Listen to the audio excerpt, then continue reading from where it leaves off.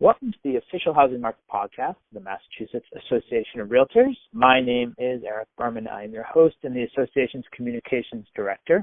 I am joined today by our 2017 President, Paul Yorkis. Paul is the President of Patriot Real Estate in Medway. Hello, Paul, and thank you for joining me today to discuss the January 2017 housing numbers.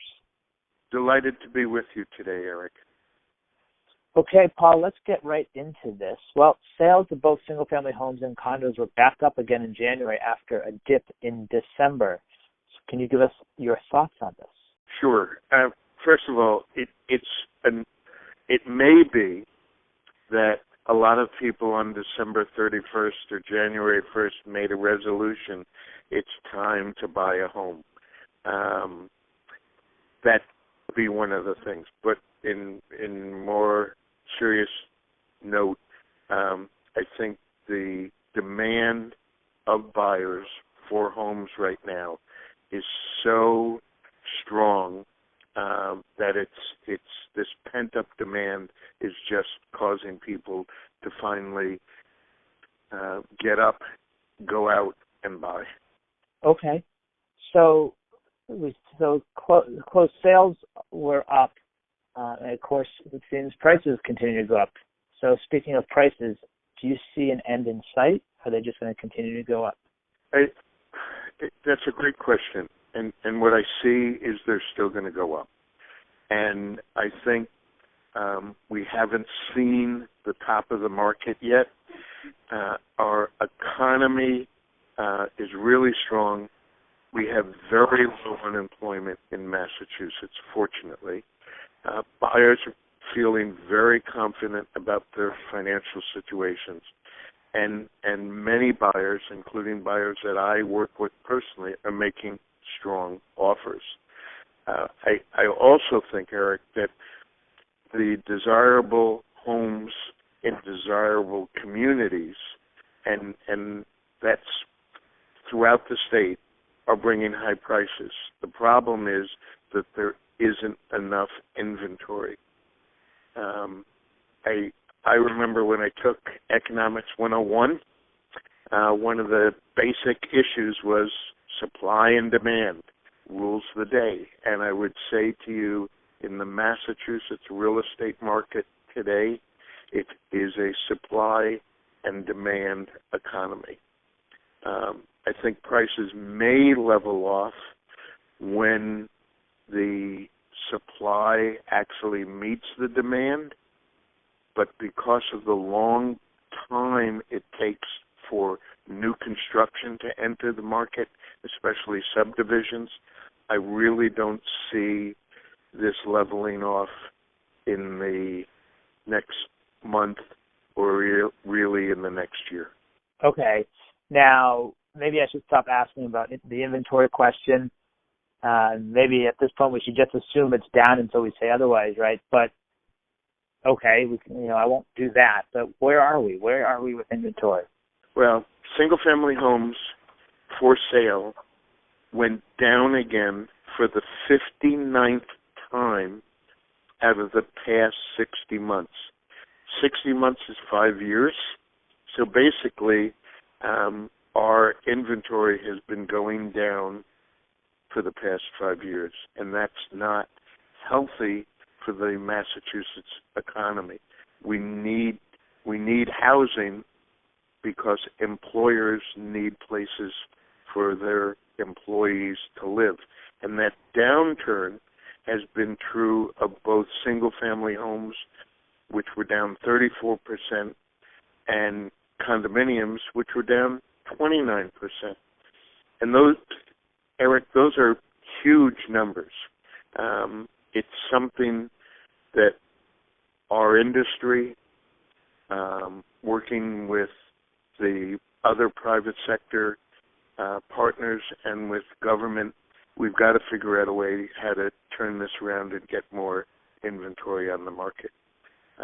It's not, as I said earlier, it's not going to happen overnight, but I think it is of a substantial concern from a variety of perspectives, but especially from an economic development perspective.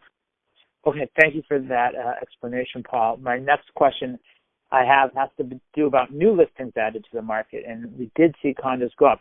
Now, is there some other good news in there? Well, there is. The number of condos that have been added to the market in January was up almost 10%. But the largest percentage of that, within that 10%, is really attributed to the condo market directly in the city of Boston. And many of those condominiums are expensive, around or above the $1 million mark. And so that's meeting the demand, but it's not meeting the demand that we are concerned about, and that is in terms of workforce housing or housing for people who are trying to be first-time home buyers. On the single-family front, new listings were down less than 2% from January of last year. That's the smallest decrease. But the big issue is we need more. We need many more single-family homes to enter the marketplace and many more condominiums overall throughout the state. Well, my final question, Paul, has to do with first-time home buyers. You sort of mentioned that above. In the 2016 Massachusetts profile of home buyer and sellers, the percent of first-time home buyers was down to 35% of the total in 2016. And I was wondering for our listeners if you could provide some context on that number. Sure.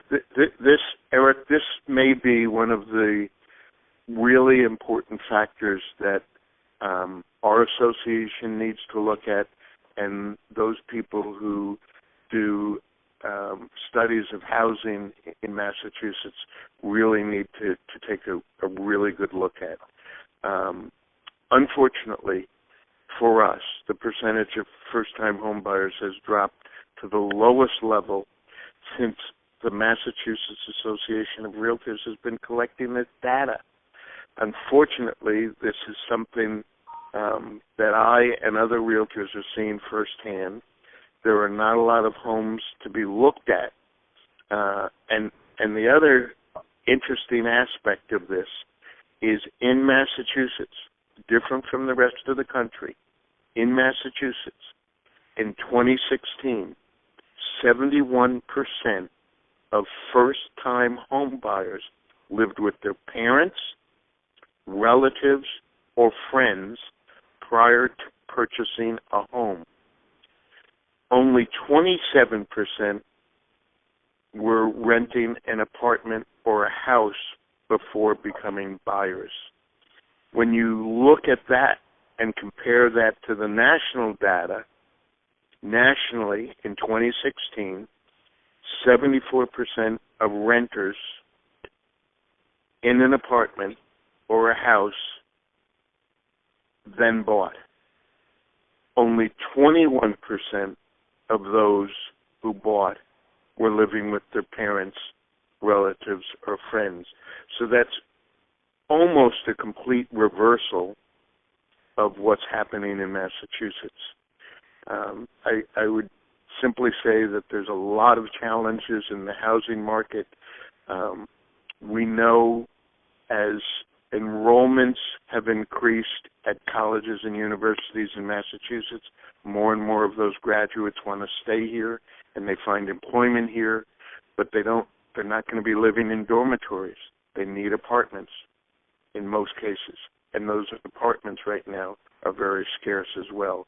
So we've got a lot of work to do together with our partners in the industry and with state government, hoping to figure out ways to resolve the problem, the really extensive housing shortage that we have all over Massachusetts right now. Hope this was helpful, Eric. Well, it was, Paul. Thank you very much for those thoughtful explanations. And that's all I have, so I look forward to speaking with you next month as we talk about the February housing numbers.